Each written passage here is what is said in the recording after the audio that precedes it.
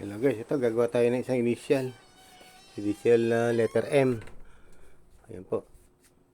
Silver lang po yung gagawin natin para mga panggamit-gamit lang po. Papakita ko lang po sa inyo paano gumawa ng mga initial na piyesa-piyesa lang. Ayan o. Inumpisa ko muna sa isang side. Ayan. Kaya medyo ano pa lang po yan. Konting piyesa lang po yan. Pendant lang po yung gagawin natin na yan. Yan. Medyo ano. Medyo sasakto lang po natin yung pinaka ano niya. Yan. Yan ang umpisa na natin sa ganyan. Yan.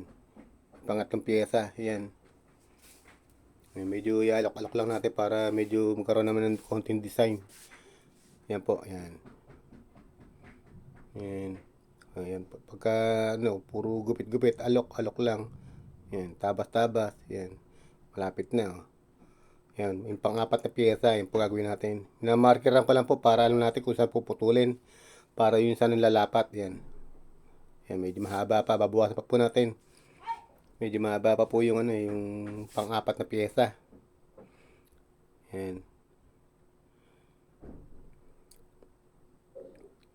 Yan, bawasan pa natin ng konti. Para pagka hininang po natin yan, medyo okay na. Konting sa lugar na lang. Yan. Yan, gagawa po muna tayo ng laso. Para pagka nahinang na lahat yung mga piyesa na yun, dire-diretso na hinang. Puro hinang na lang po gagawin natin. Kabit na ng laso pagka nahinang natin yung mga piyesa ng apat na sa letter M na yun. Yan. Ay hinangan na po natin para magka dikit-dikit na siya, mabuo na natin yung letter M.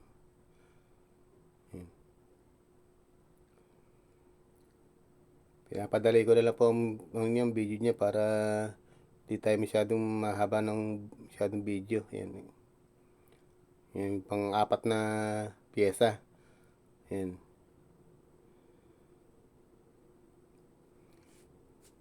Yan, malapit na po tayo matapos. Yan.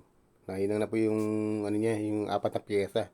Kakabit na po natin yung argolia, yung pagkakabitan ng pinakalaso.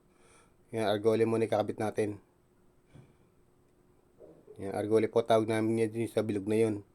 Yung pagkakabitan ng ano ng laso. Yan, laso na lang po hinangan natin.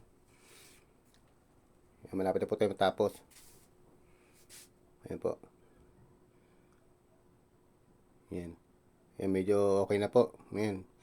Sasalugan na lang natin ng bagya. Siyempre po yung mga bandang hinang nun hindi mga sakto-sakto agad. Kaya kailangan sasalugan pa rin bagya. Ayan, medyo konting kikil lang ng bagya yan. Medyo kikinisin lang natin bagya para yan. Yan.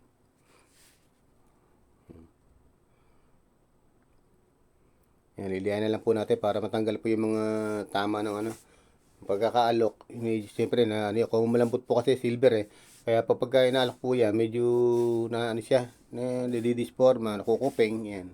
Medyo tatanggalin lang po natin yan para medyo kuminit naman yung gawa natin.